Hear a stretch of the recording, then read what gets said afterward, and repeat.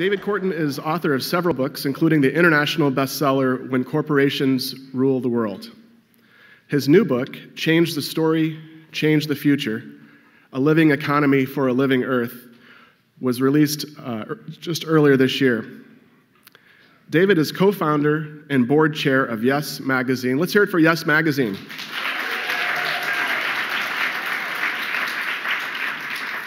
And he's also founder and president of the Living Economies Forum.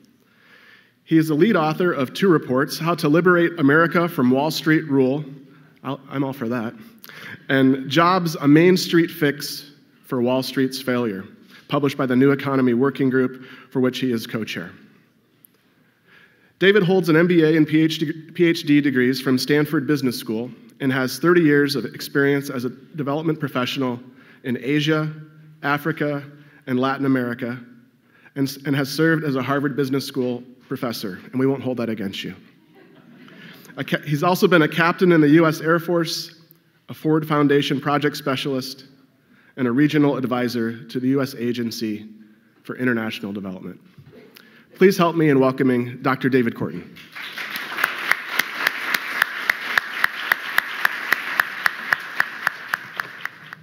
So, happy Earth Day for me. And thank you, Phil, Seattle University, and the Center for Environmental Justice and Sustainability for this opportunity to share with you some of the key ideas from my most recent book, Change the Story, Change the Future. That is the key theme. It is the foundation of moving from a suicide economy framed by money-seeking corporate robots living in a dead rock, to turning to a living economy for living beings, living human beings, born of and nurtured by a living earth, itself born of a living universe. And that changes everything. It's exactly the topic we should be discussing on this Earth Day. This is the 45th anniversary of Earth Day. As you know, the first Earth Day was in 1970. That was just 2 years after we got the first photograph of Earth back from space. That image that has changed forever how we see ourselves. 3 months after Earth Day celebration in 1970, President Nixon established the Environmental Protection Agency. 2 years after the first Earth Day, Congress passed the Clean Water Act, the Marine Mammal Protection Act, and the Coastal Zone Management Act, and it banned DDT. And that same year, Dennis and Donella Meadows published the Limits to Growth study, the report to the Club of Rome. 4 years after the first Earth Day, Congress passed the Safe Drinking Water Act. So here we are at the 45th anniversary. We are in the early stages, we're basically into environmental collapse of many systems, severe climate, warming, prolonged droughts. We're poisoning ourselves with toxic substances dug up from deep in the earth. We have the greatest inequality in society since before the financial crash of 1929. And we have a government in the pockets of these money-seeking corporate robots. And they fight for tax breaks, subsidies, and relief from any legislation that might favor the well-being of people and nature over corporate profits. So we live under corporate rule in a suicide economy that is destroying the foundations of its own existence. Now, I know you're all here because you're fully aware of this reality. And I see no reason to further dampen your day by giving you a lot of statistics about how bad it is. That would be redundant. But I want to start, I'm absolutely fascinated by the recognition that what we're experiencing are the consequences of living in violation of a very familiar ancient teaching. You've all heard it. No one can serve two masters, for either he will hate the one and love the other, or he will be devoted to the one and despise the other. You cannot serve both God and money. Now, I think of God as living spirit, the animating spirit of life, of creation. So it really comes down to you cannot serve both life and money. It's a basic choice. Do we organize the economy to exploit life, to make money, which turns out to be specifically money for rich people? Or do we organize the economy using money as a useful accounting system, but designing the economy in service of people and nature, more broadly, in service to the living community, the living earth community? And one of the themes I will keep bringing in as we get deeper and deeper into our understanding of life, we recognize life can exist only in community.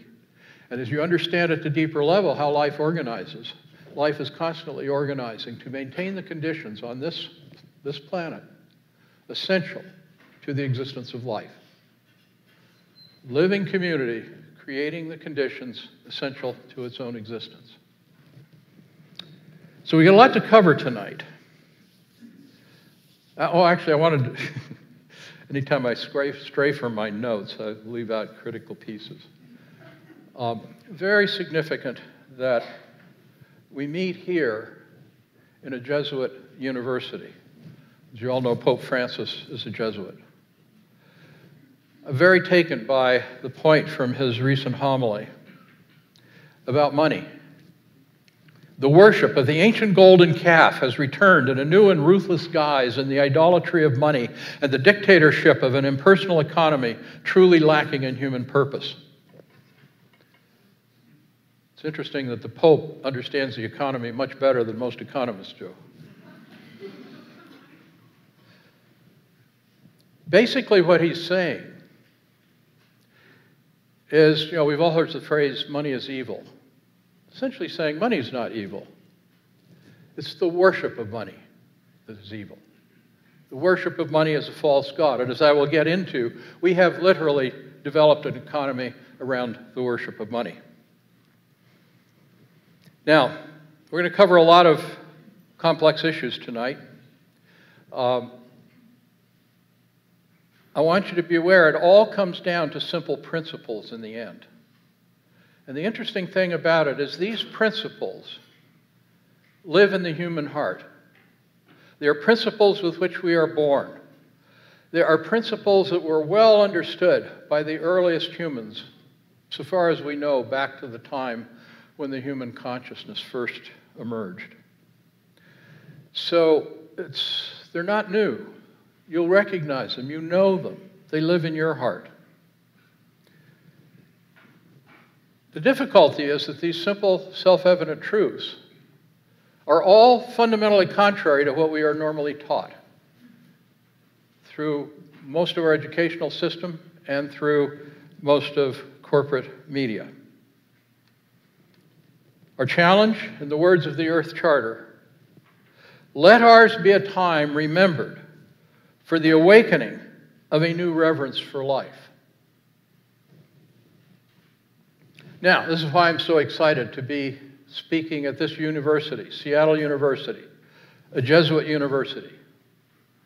Because a critical challenge of our time is to come up with a new sacred story for humanity, a new story by which we understand at the most fundamental level our origin, the nature and purpose of creation, and our place within creation.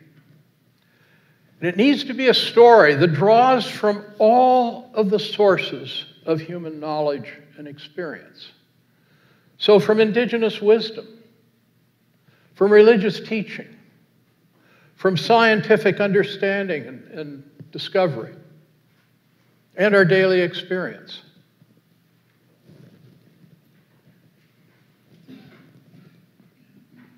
We have this problem that in contemporary society we have no place, no institutional home, no institutional place for the deep examination of our most fundamental stories. And this is a time when we desperately need that. And my sense is that our Jesuit universities may be the most promising place for that conversation, because the Jesuit universities honor both the teachings of science and the teachings of religion and the understandings of indigenous wisdom. And they have the intellectual horsepower and the curiosity to bring these together in a new conversation. Anyhow, we have big changes to navigate. Not only a shift from money to life as our defining value, but also from corporate rule to true democracy. Deep change begins with a new vision, a vision grounded in a new story. So we will discuss an essential but neglected key to the path ahead to move out of our desperate failure with the environment and our desperate social failures and our governance failures. All comes around the story, which is the least discussed, perhaps, aspect of our current human tragedy. I began my search for a new story for our time with this observation from Thomas Berry, his book, The Dream of the Earth, the Catholic theologian. I think I read it about 1994. It was at the time I was writing When Corporations Rule the World. Thomas says, for people generally, their story of the universe and the human role in the universe is their primary source of intelligibility and value. The deepest crises experienced by any society are those moments of change when its story becomes inadequate for meeting the survival demands of a present situation. That is our situation. When we get our story wrong, we get our future wrong, and we have our story badly wrong. So we need to understand, we humans are a species of many, many possibilities. When we talk about our human nature, we define our human nature in many different ways. But to me, the true defining aspect of our human nature is our ability to choose our nature in large measure. We can choose to be violent, greedy, individualistic, destructive. We can also choose to be cooperative, caring, and giving. It's a choice. Now, in a sense, in reality, we choose it collectively through our choice of common story. But it's because we have all these possibilities, it is basically impossible for us to live together unless we find a common story within our group that defines, okay, what are our shared values? What are our shared assumptions about the nature of reality, about the proper relationship between humans and between humans and Earth? And if we lack an authentic story, we are easily manipulated into a fabricated story. And this is a critical part of our history. Since the beginning of empire some 5,000 years ago, the rulers have known that the foundation of their power depends on shaping the framing story of the society to support and legitimate their rule. That's exactly what we have now. Rule by corporations and corporate interests shaping our framing story to support and legitimate their rule. Now, one of my introductions into the actual power of stories came back in 1999 here in Seattle. It was just before the Seattle WTO demonstrations. And the Seattle Council of Churches organized a community gathering to orient the faith community of Washington State and the Seattle area to what was coming up in terms of these meetings and the demonstrations and what was at stake. And I was a speaker at that conference along with Marcus Borg, a Jesus scholar. Are any of you here, were any of you at that gathering before the WTO? Yeah. just a few. It's not so many of us are us elders in this particular group. Anyhow, I have never forgotten Marcus's defining statement. He said, "Tell me your image of God, and I will tell you your politics."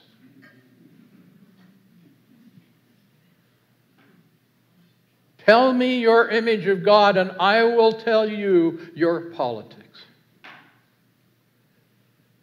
He goes on to explain, there are two primary images of God in the Christian Bible.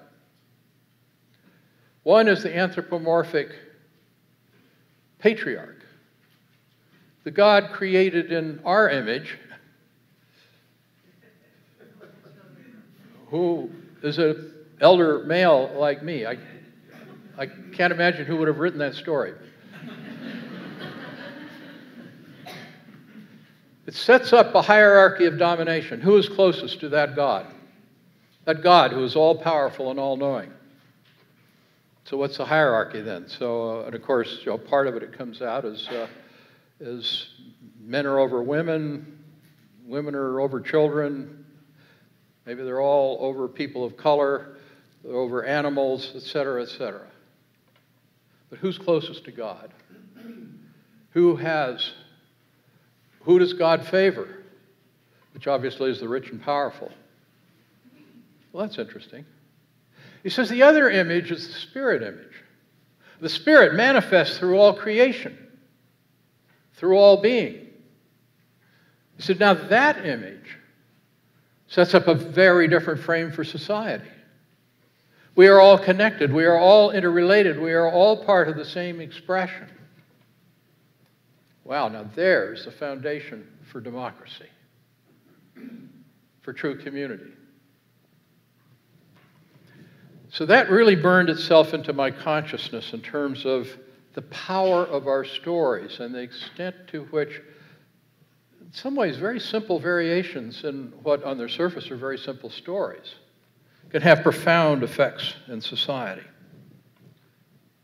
Then another defining experience. In March 2012, it was just before the Rio Plus 20 conference, environmental conference. And I had the privilege of being invited to a retreat, small retreat with a group of international indigenous environmental leaders. And they were talking about their role in preparing for that Earth Summit. And they noted that mainstream corporate interests were saying, yes, we must protect nature. Nature is very valuable. But to protect her, we have to put a price on her. Oh. They said, well, if we put a price on her, then the richest buy her, right? So we privatize, we commodify, we securitize, and of course the whole Wall Street agenda was to get that all set up. So, the mortgage thing had gone bust, so they wanted a new set of derivatives to play their financial games around. And the indigenous leaders said, no. Earth is our sacred birth mother. She cannot be for sale. No matter how much money we can make off of her, we must absolutely protect and maintain her health and integrity. Wow. Very different approach. One of the participants in that was Karma Satim, who is the head of the Gross National Happiness Commission in Bhutan. So he gave us, you all know Bhutan on the Gross National Happiness Indicator and so forth. So he ended his short talk with 3 words. Time is life. Time is life. Does that strike any of you as a little unusual? Any of you here in the business school? What do they teach about time in the business school? Time is money. Time is money. That's what my daddy taught me. That's what I took on a course on internal discounted rates of return, and then I went to business school. The whole curriculum is built around time is money. But wow, what if time is life? What if time is for living? What if not money is just a number, an accounting entry? And we're organizing our lives around accumulating accounting chits. And that is what we're doing. And we are destroying life to make money. I ask myself, is there intelligent life on Earth? As I'll go on with the stories, I'm absolutely convinced there is intelligent life on Earth, but we still have to prove that we humans are an intelligent species. Anyhow, it all relates to the fact that our established stories are partial, incomplete, and the corporate interests fill the gap with what I call a sacred money and market story. These are essential elements. Listen very closely to these elements and calculate in your mind, is that statement true or false? Time is money. Money is wealth. Making money creates wealth. Making money is the defining purpose of people, business, and the economy. The rich are obviously society's wealth creators. Affluent lifestyles are their fair and just reward. Material consumption drives prosperity and is the path to happiness. Poverty is a consequence of laziness. The earth belongs to us. It is our human nature to be individualistic, competitive, and acquisitive. And guided by the invisible hand of the free market, these beneficial qualities unleash the creative potential of humanity to grow the economy, to create wealth, end poverty, and drive the technological innovation required to eliminate our human dependence on nature. The community interest is simply an aggregation of the individual private interest of its individual members. We therefore all do best when we each focus on maximizing our own individual private interest. Corporations are just groups of people working in common cause to create wealth for us all. They are the engines of wealth creation and entitled to the same rights as any person. This is the story we live by, the story we're taught. Did you notice anything in that statement that was true? Every single element of that story is either false or grossly misleading. Maximizing returns to money absolutely guarantees an ever-increasing concentration of wealth and an ever-growing gap between those who control great wealth and those who don't and are increasingly excluded as those on the top monopolize control of our access to the basic means of living. You control our basic means, access to a basic means of living, you totally control the society. So why do we accept this story, this obviously false story? Well, part of it is our partial and outdated cosmologies, each of which has a contribution to make to our deeper understanding, but each of which is inadequate in itself. Now, identify three basic stories. There's the distant patriarch story that I mentioned before. There's the grand machine story of science, and there is the story of the mystical unity. Now, think of each of these in terms of its message about agency, the ability to act, the ability to influence, to do, to choose. Relationships, the nature of our relationships with each other and with nature. And meaning or purpose, the meaning and purpose of life, of our existence. So the distant patriarch, all agency resides with the patriarch who lives apart. So if things aren't going well here, the obvious solution is to pray to God to fix it. Now, our primary relationship, my primary relationship, is to Him. Because the key, the meaning of my life, is to get on His good side, to get a good place in the afterlife. So it's not about fixing anything here. I once heard a woman who was of the rapture tradition on the radio say, I think of my life here on earth as just a short stay over in a cheap hotel. Well, you don't set about to try to repair the cheap hotel when you're just staying overnight. So this pretty much relieves us of responsibility. Now, the grand machine story is that the whole of the universe is like a giant clockworks. Maybe there was a god or the clockmaker that set it up and set it in motion. But basically, it's just a mechanism winding down to a heat death as its spring unwinds. So if you take this story literally, there is no agency. There may have been agency way at the beginning, but the rest of it is just playing out. Everything is related, but it's like billiard balls bouncing off one another or the gears in a clock. Meaning? There is absolutely no meaning. Wow. That is depressing. I think I'll go shopping. And that's not a facetious connection. It very much plays into that. Then there's the mystical unity story. The reality is the only true reality is the mystical unity, the spirit. That what we perceive as reality is simply an illusion created of the ego. And that is the cause of our suffering and separation. So through meditative practice, our goal should be to get rid of the ego, meld into the oneness, and essentially get out of all this pain.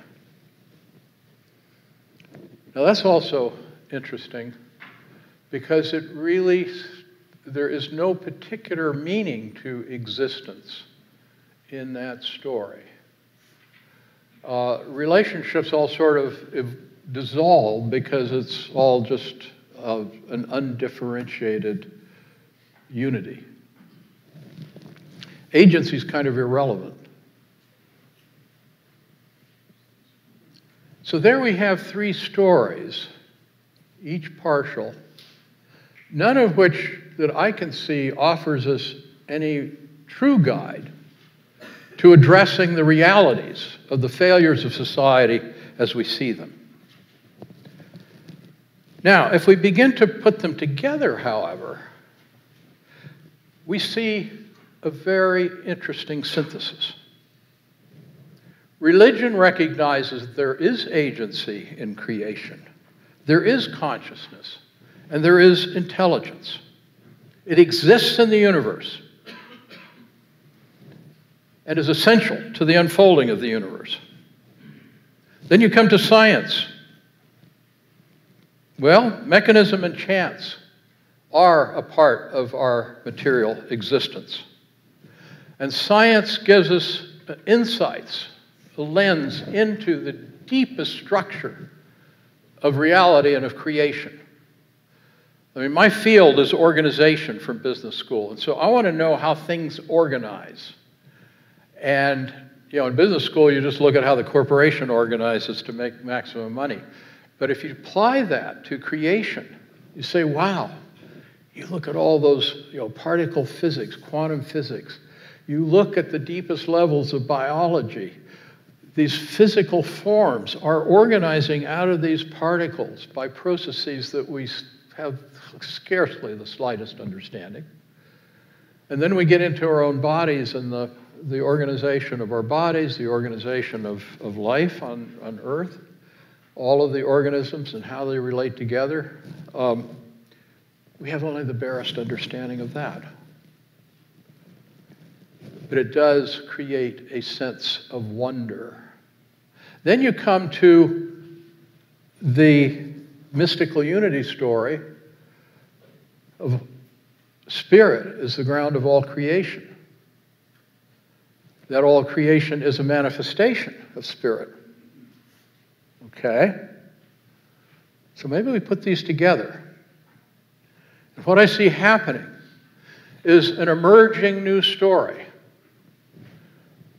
Various people are beginning to put it together into a coherent frame. But here's how I think about it. That the beginning is the spirit.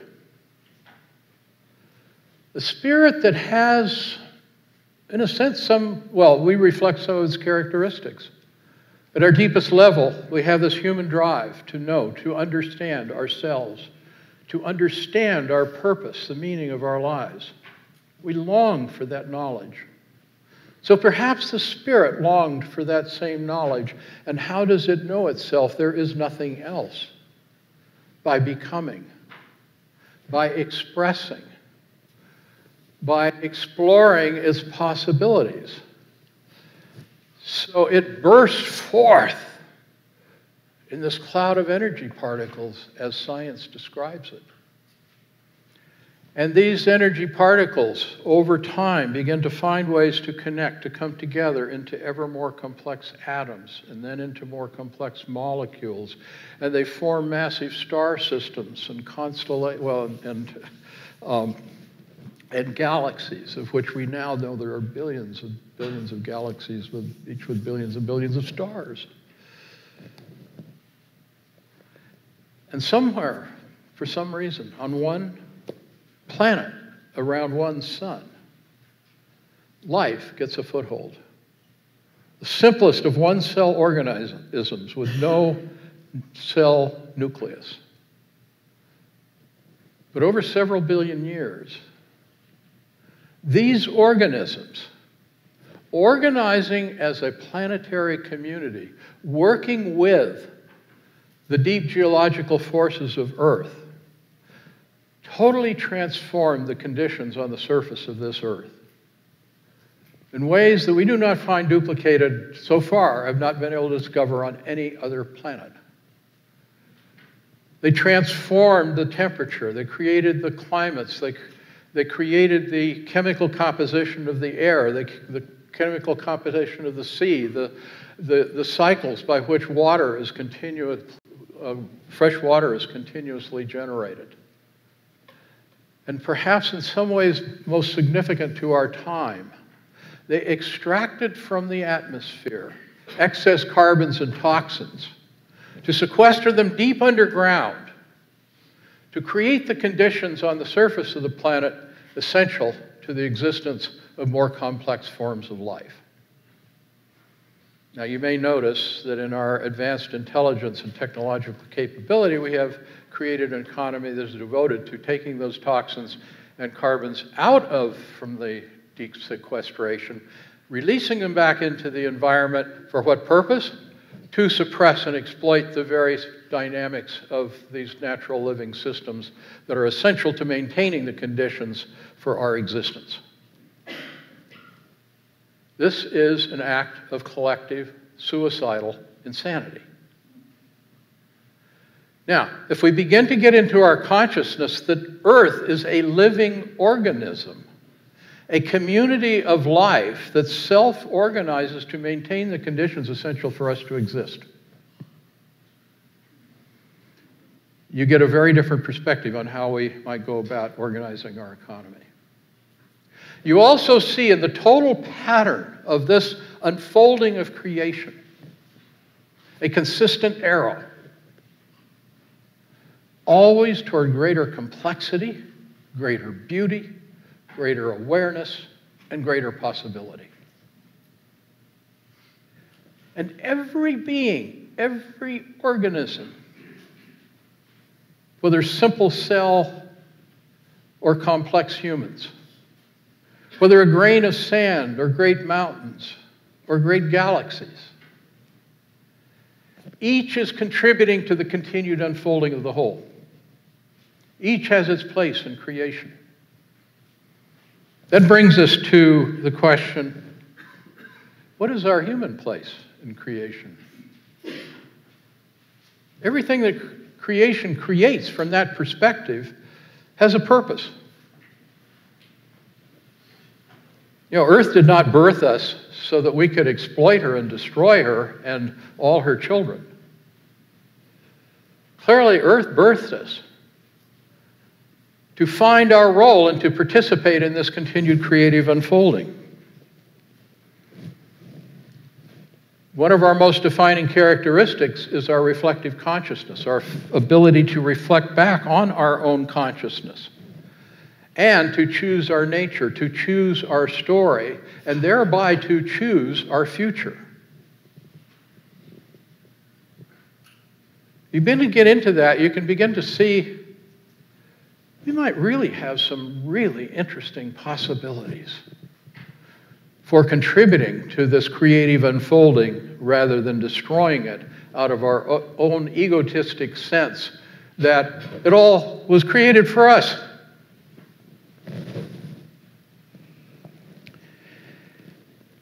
So it brings us to the new framing story, the story to live by. This is not the cosmology. I'll get into, we just sort of covered the cosmology, but this is the story that, in my view, must replace the sacred money and market story. I call it the sacred life and living earth story. Time is life. Real wealth is living wealth. Money is just a number, useful as a medium of exchange in well-regulated markets. We humans are living beings, born of and nurtured by living earth, itself born of a living universe, and that changes everything. Life exists only in community. We are part of nature, not apart from nature. Earth does not belong to us, we belong to Earth. Our health and prosperity depends on Earth's health and prosperity. Our human nature calls us to care and share for the benefit of all. Increasingly, brain science is discovering that that is what is actually wired into our brain. Serving the living community that sustains us is essential to community health, and that service is our source of greatest happiness. Now, this one is really interesting. If you look at the fundamental assumptions of conventional economics. Individualistic greed, ruthless competition, and violence against life are indicators of serious psychological and societal dysfunction. They're the characteristics of the psychopath and the sociopath. And yet we set it up as the ideal for economic behavior. Wow. Poverty, in reality, is most often the consequence of a lack of opportunity. The proper purpose of any human institution, whether business, government, or civil society, is to support people as productive, contributing, sharing members of a vibrant and prosperous living earth community. Corporations that seek to monopolize resources and decision-making power in the pursuit of purely financial ends have no place in a healthy society. Do I hear applause?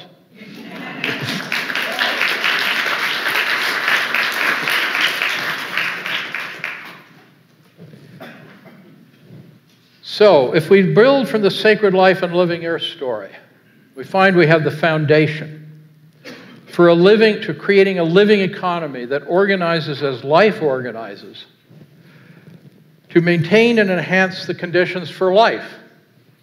And that's the conditions for all life, because we only survive as a community. It is also, of course, the conditions for our own lives.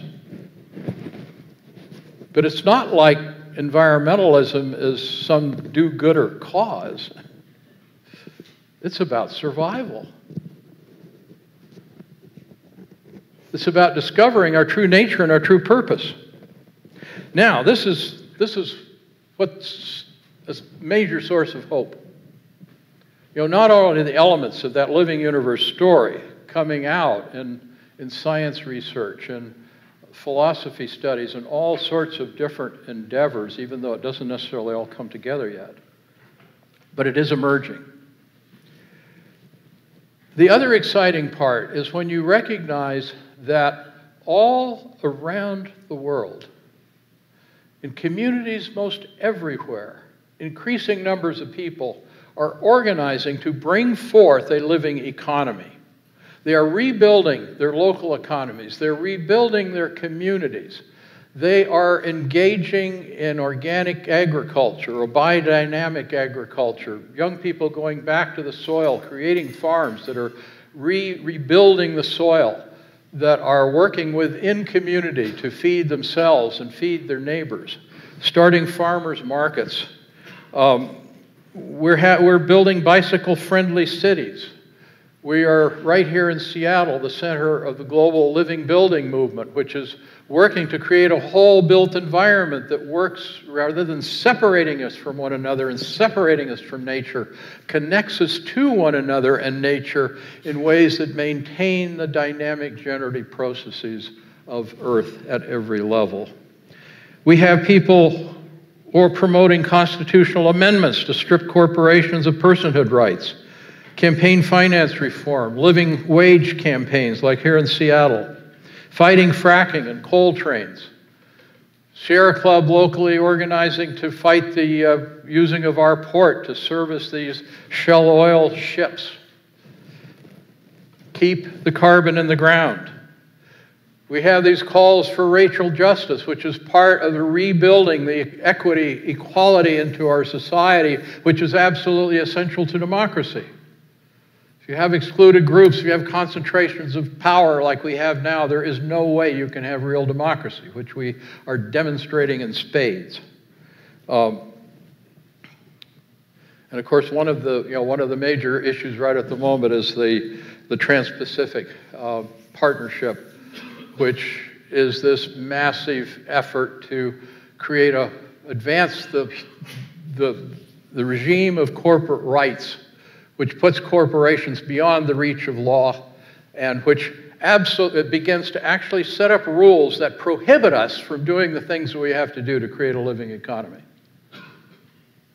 And so far, it looks like not only our president, but also the majority of members of Congress are aligned behind that unholy cause. It includes both of our senators from the state. Now, we come back, the starting point is the new story. Now, the elements of the story are emerging, but we absolutely have to be giving it expression as we live it. An expression in a way that helps us see and share the whole and the vision of possibility of our species. And here's one of the things I've discovered. For this essential task, we have no institutional spaces in modern society devoted to the systematic examination and updating of our deepest framing stories. We have universities that have departments of religion that teach the religious stories. We have departments of science that teach the science stories. We may have some philosophy, but never do they connect. And they generally teach established stories. They don't say, well, wait a minute, is this story still up to date? Can we expand it? Is it evolving? Is it adequate to the needs of our time? Does it truly reflect the breadth and depth of our human knowledge? That's not happening. Our churches are another place. Churches are the places for examining our deepest beliefs, our deepest values, and yet they simply teach dogma or catechism, mostly the distant patriarch story. So, that's why I'm really excited to be here at Seattle University, a Jesuit university. You put on a conference this last summer, earlier this year? No, in August. Yeah, August last year, which was a conference of Jesuit universities. And I'm absolutely fascinated that among our institutions, these institutions bring together creative thinking at the frontiers of both science and religion. And as part of the Jesuit tradition, in many ways, the living universe story is very consistent with a lot of Jesuit thinking and teaching. There are probably no institutions anywhere that are better suited to engaging the systematic examination of where these stories come together. How can they evolve into a new story? How can we bring the pursuit, the exploration, discovery of a shared new story through our faith community institutions and through our educational institutions? Tim Corrigan down here is working on just that in terms of K through 12 education. These things are beginning to happen, but this is an incredible opportunity for this university. And it involves both the synthesis of the truths, the scientific truths about mechanism, change, and the unfolding of creation, and religion, the intelligent conscious agency.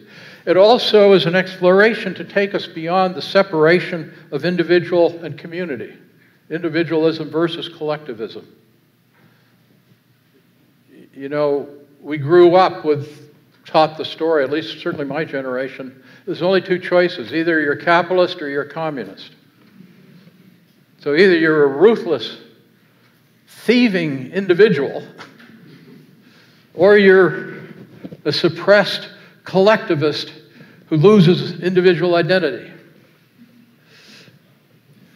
You know, this is a fascinating thing about looking at living systems, and it's particularly interesting when we get into understanding the human body, which is comprised of literally trillions of individual decision-making living cells, tens of trillions of which are integral to our bodily structure, more tens of trillions of which are the microbes that are also essential to the functioning of the whole.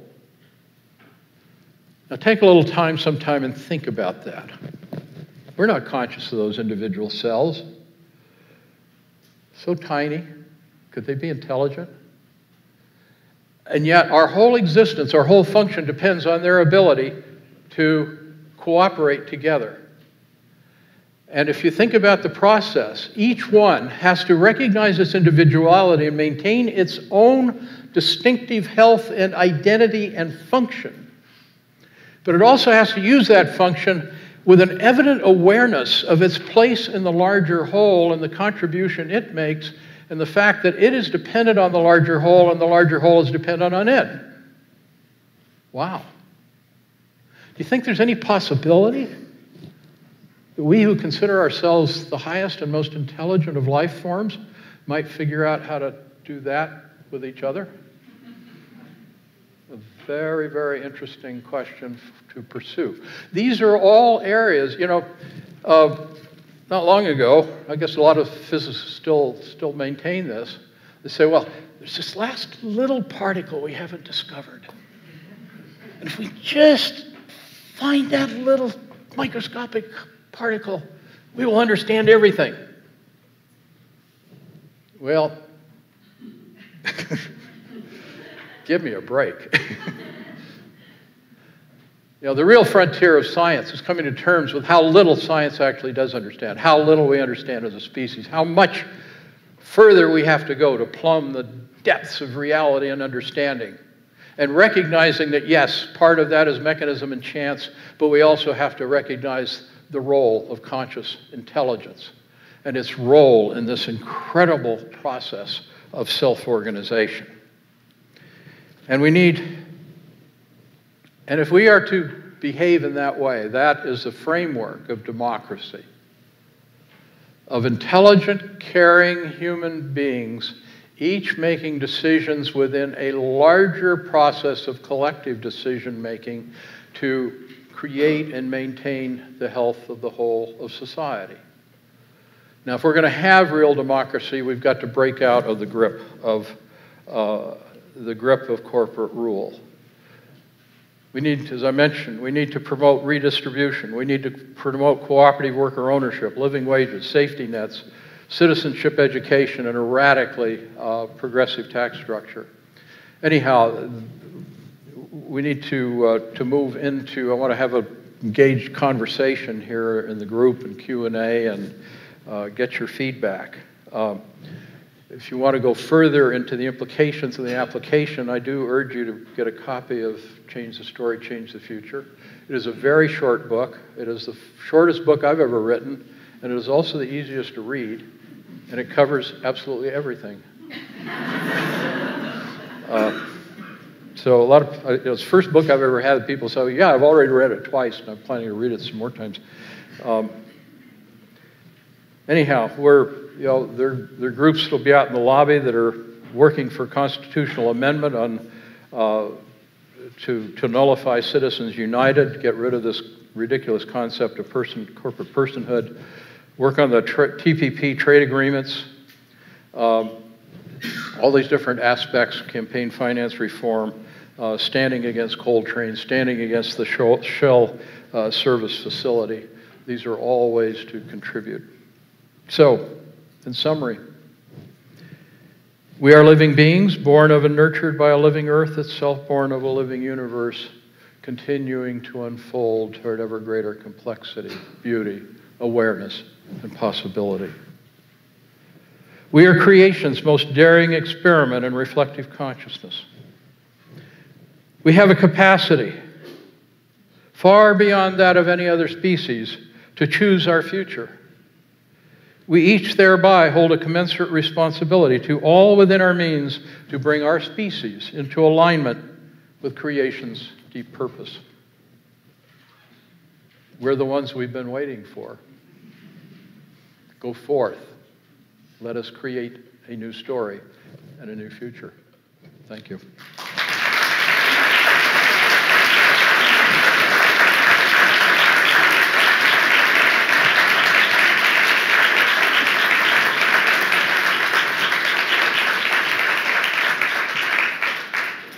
My question is what advice, what can we tell young people that they can go and get out there and do in order to start moving this structural change that needs to happen in our society? What can we ask them to do you think? Yes. You know, it's interestingly, you mentioned the iPhone 22, and of course, that's all part of maintaining corporate power. The whole idea that, our service as citizens, you remember after 9/11, remember what George Bush's main instruction to us? Yeah, be patriotic, be American, go shopping. Yeah. Don't ask why do so many people in the world hate us. Don't ask how did the administration allow this tragedy to happen. Go shopping. And that's part of it. Now, I sense that more and more young people are coming to recognize that consumption itself is in fact not a path to happiness. The main thing one of the important things we all need to do is work on creating the new, bringing the new forward. One of my experiences was participating in the formation of the Business Alliance for Local Living Economies, BALI. There's a chapter here in Seattle.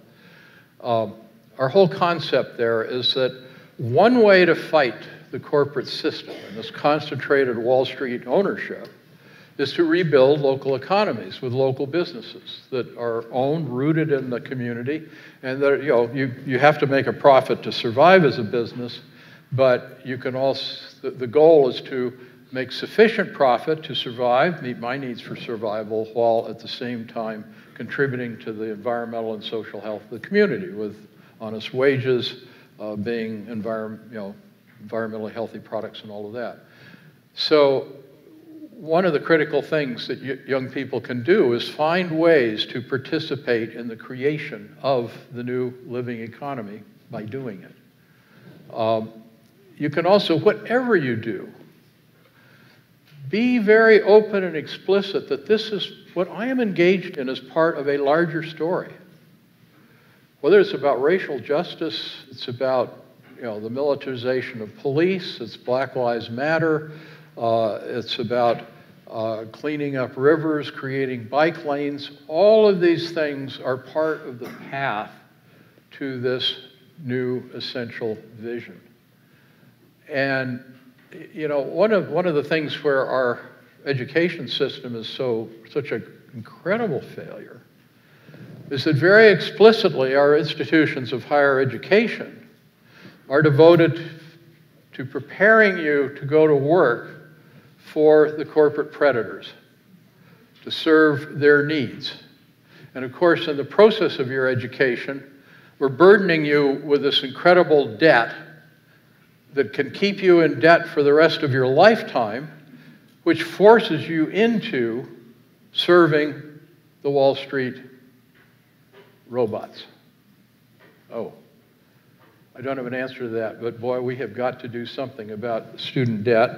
And of course, a key part of that is that comes from corporations not paying their share of taxes, bleeding resources from our institutions of higher learning, and financing with your lives. Anyhow, there's no simple answer to your question. It's about everything. It's about everything. And of course, what we should be preparing you to do is recognizing that your generation here as students, my generation has left you with one hell of a mess. And your future depends on your leadership in creating the new. And if your higher education was worth anything, it should be preparing you for leadership in that transformational challenge. I'm interested in your thoughts, though, on change from within versus change from outside, and divesting and stepping out versus moving in and trying to change the organization. Yeah, very interesting question, very, very foundational. I use the term money-seeking corporate robots. That is a very intentionally chosen frame. And it's one I developed further in When Corporations Rule the World. By the way, the original came out in 1995. We have a 20th anniversary edition coming out with some chapters that update it. But this is, in terms of understanding the process of change, this is absolutely essential. The financiers, the CEOs of the big corporations, the billionaires, look like they're actually in charge. They're not. They work for a system that is beyond even their control. And as long as they serve that system, they are well rewarded. But most of our biggest corporations are publicly traded. The power is in the ownership shares. Those ownership shares are mediated through these Wall Street institutions, these in the global casino, that their whole job is to maximize financial returns by whatever financial games they're able to play. And part of understanding Wall Street is increasingly recognizing that only the most minute fraction of what Wall Street actually does produces anything of real value. The whole thrust of Wall Street is creating money out of nothing without the burden of creating anything of value and return, and concentrating that in a few hands. And even the billionaires and the CEOs and so forth cannot, at least individually, change that. If they all rose up together and said, wow, this system really sucks, we're destroying humanity, we're destroying democracy, we're destroying everything that's meaningful in life, we got to take this whole thing apart and reorganize it, they could perhaps do something, but the individuals are helpless. Now, on the divestment thing, this is where there's a potential intersect that I want to share with you. It's a very new idea, at least to my knowledge, but it's one of the most powerful transformational ideas that I've come across. What if all the retirement plans, there's something, I believe, if I remember the figure, something like $7 trillion in retirement plans, all of which are supposed to be generating returns for people to live in their elder years. How many here? Those funds are invested through these Wall Street speculators, the hedge funds, the private equity funds, and so forth, that are simply in the business of exploiting, extracting whatever they can in order to make money out of nothing. So it's a fundamental conflict of responsibility, fiduciary responsibility. Are we supposed, if I'm a retirement fund manager, is my moral obligation to make as much money as possible for my retirees, or is it to make sure that the money I'm investing is actually benefiting society in the larger sense?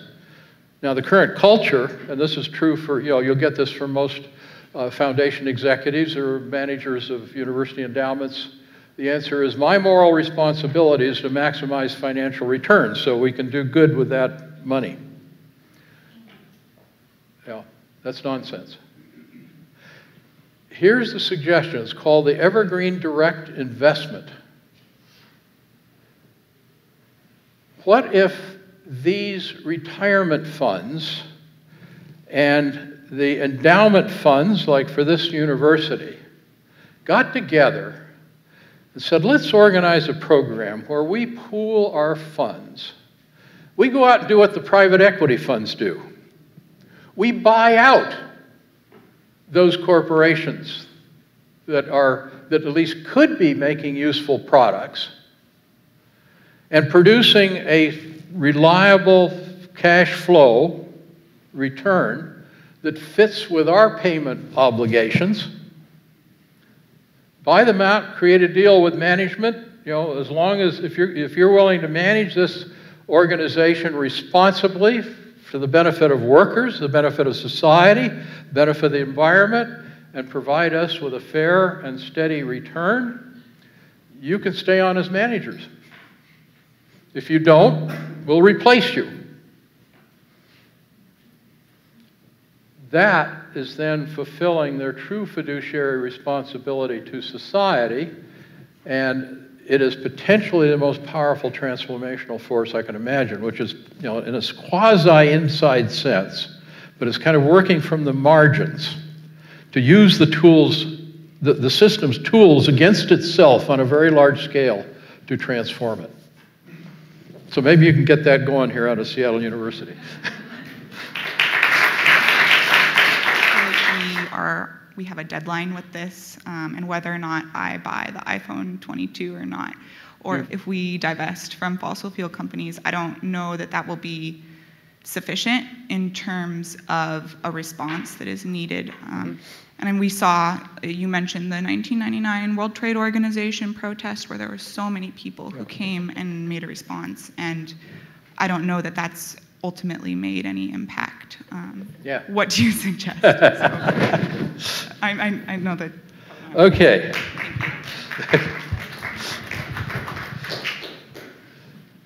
Is there anybody here that doesn't, from time to time, get a little depressed and feel like it's hopeless? I want you to know I share that. I mean, people often ask me, do you think there's any possibility we can actually change? Well, my response to that is, well, if I look at it as an objective academic observer, we haven't got a chance in hell of getting out of this. It's already too late. We're in too deep. Then I remind myself that if we take that as our assumption, we create a self-fulfilling prophecy. It becomes absolutely certain, that outcome. And that is an intolerable outcome. It is an unacceptable outcome. So I have to do everything I can based on the assumption it is not too late, based on the assumption that it is possible to change, to create a new reality. Now, another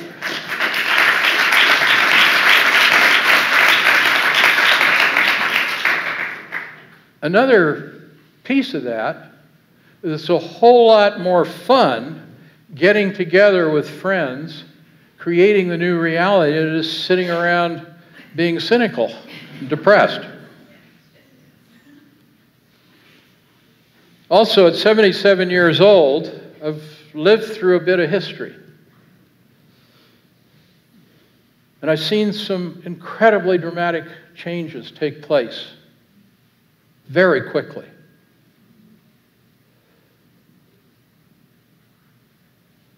You know, racism, racial segregation, racial domination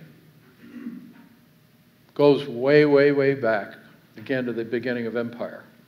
The suppression of women goes back to the beginning of empire. If you're going to have a hierarchy, a dominator system, you've got to have most people on the bottom. So who are you going to put on the bottom? Well, if you can just have, you know, skin color and gender and so forth, they're all on the bottom.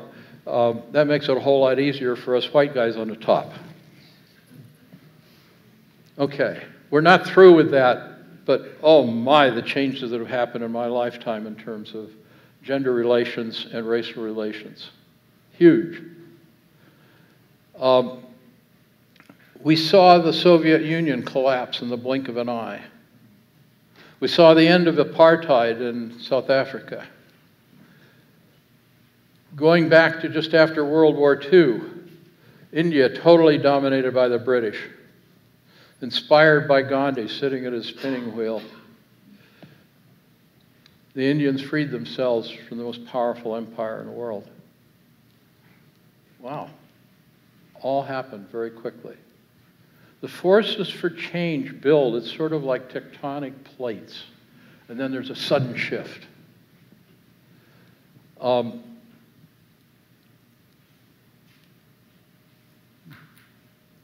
It all has to do with a moment of readiness. Now, you mentioned the WTO demonstration. Did it have any impact? It had an enormous, enormous impact. First of all, it developed awareness all around the world of the insidious nature of these trade agreements, what free trade is really about. But also following the Seattle WTO demonstrations, which literally shut down the negotiations, shut down the meeting, prevented any progress toward that further consolidation of corporate rights. That inspired people all around the world. For the next 2 years, every place the elites met to conspire to roll back democracy and human rights in favor of corporate rule, hundreds of thousands, in some instances millions of people came out to stop that. Now what happened? Well, it actually got disrupted by 9/11, which those of you who were of an age to be aware of what was going on at that time, you know, our government came forward and said, you know, any act of dissent is terrorism, siding with the terrorists. And there was all sorts of crackdowns around the world, and it scattered the movement. The movement was also built around a focus on these economic issues, and specifically corporate rule. But our government at that time, they were talking about Pax Americana, about American empire, imposing democracy by military force, if you can imagine anything more contradictory. That had the impact of essentially shutting down the movements. We also realized that another part of that is we had created a story around which people organized. They knew what the enemy was. They knew what to attack, what to respond to in terms of the corporate rule and this process of globalizing corporate power. But we were in a new situation that it was back to imposing empire by military force. And we had no kind of framing story and what's the strategy to get out of that. And my sense is that partly what happened at that point was a deflecting of energy that a great many of us turned away from the street protest and turned into these initiatives, you know, rebuilding from the local, creating the new rather than resisting the old. Now, we've actually got to come back and we've got to do both at the same time. But that is possible, and certainly from my perspective, being very much a part of the movement that built up toward the WTO protest and beyond.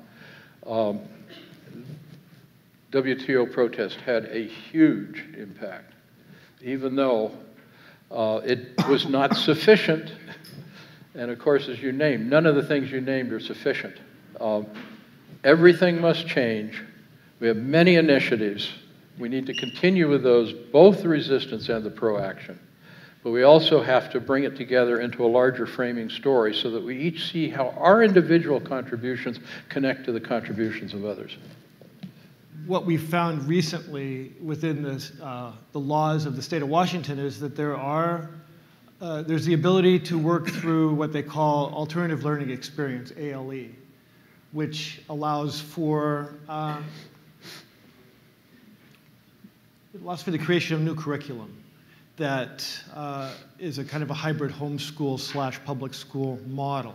And I think frankly, that's far enough outside of my area of expertise that I can't be very helpful, but I'm sure Kim could. Yeah. Okay. Thank you.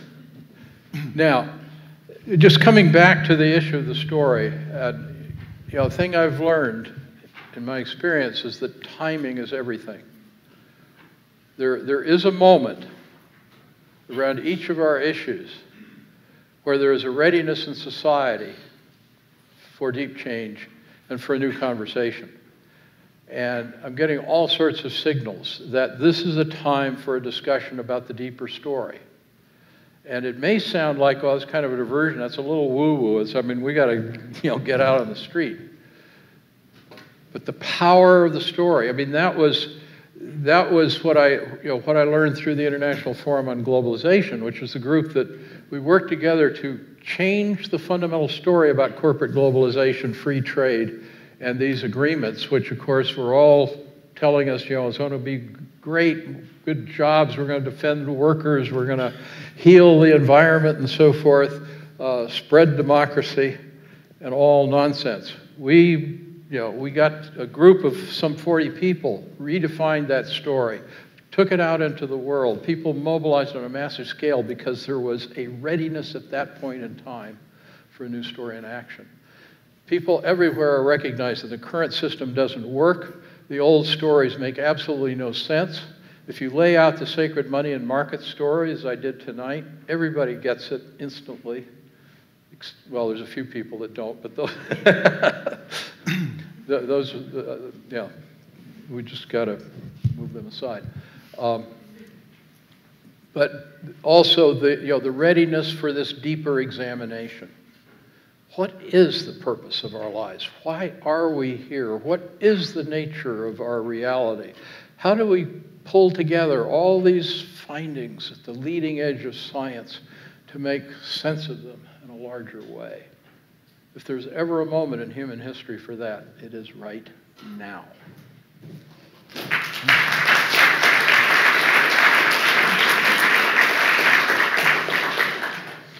I gather you agree that you're all looking for that story.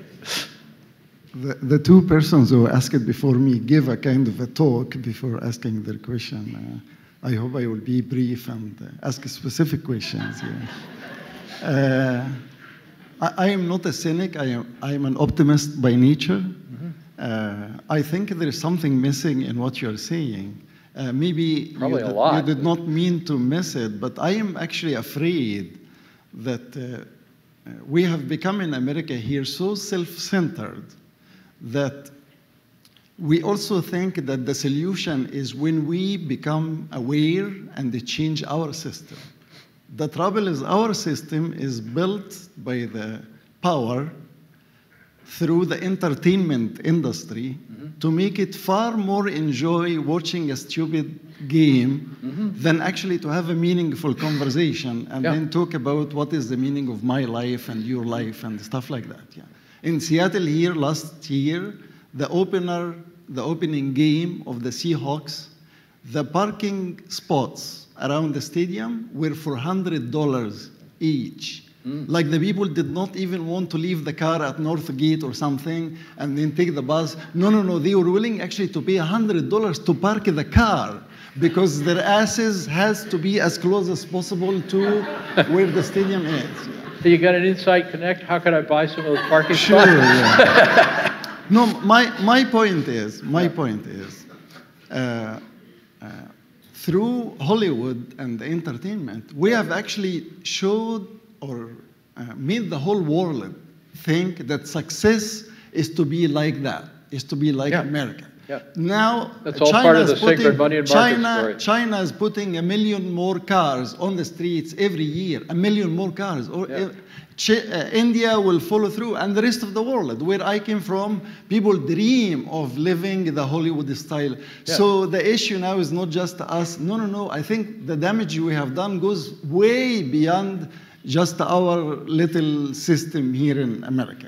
How do we address that, actually, given that the power of the entertainment industry is far more persuasive than people reading a book or something?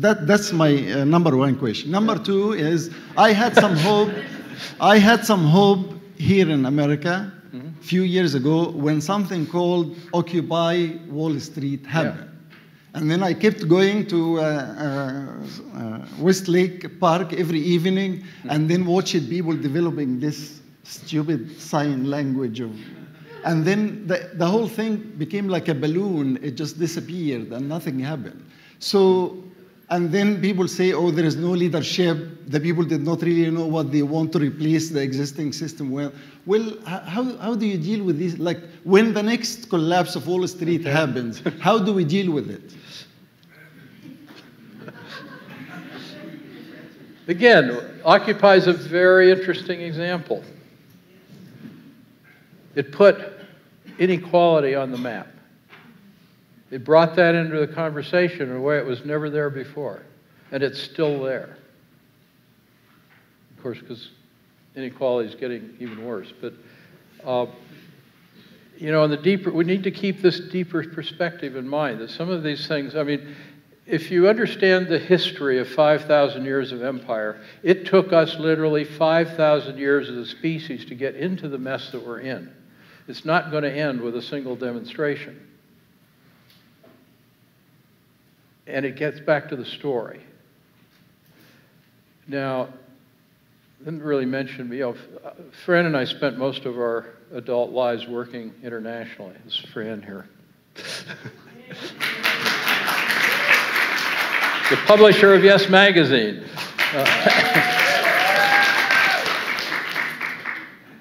We spent literally 21 years of our lives living abroad in Africa, Asia, and Latin America, working in development to end poverty.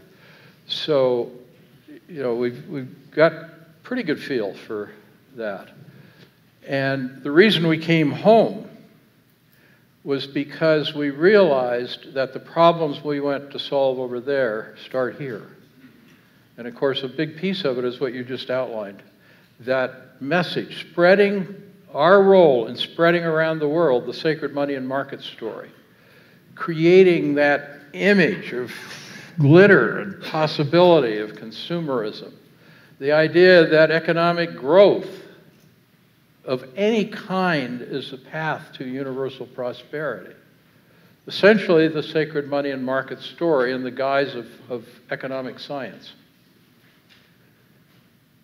Now, a lot of my sense of the insights about the deeper story actually came from the experience of living in Southeast Asia, Philippines and Indonesia. And the immersion into Asian culture and that deep sense of connection to earth and to family and community, particularly in my earliest trips to Asia. The first was back in 1961. And seeing in these rice-based cultures, just the melding of humans into nature, this connection with the seasons, of people working in community in the fields, as their ancestors had for thousands of years. Not affluent, not rich, but basically very healthy, strong, deep communities. And that's, you know, that's part of my own awakening of my consciousness to our real nature and possibilities. And the question is, can we marry modern technology with these deeper beliefs so that we're not being ruled by technology or driven by profit, but using the beneficial aspects of it to create a wholly new civilization that works with nature, helps Earth heal these systems, but ultimately actually increases the generative capacities of Earth in support of life, in support of all life. And that is part of our human contribution. So again, I share your despair, and nobody can get more cynical than I can. Ask Fran. But we have to touch the center of possibility in our core. And the more we recognize our true nature and the true nature of the unfolding of creation and where we fit into that, the more I have a sense of possibility. And I just think that the vast majority of humans are ready to hear that message. But of course, the places you're talking about, nobody is even talking about that message. And that's what we need to encourage.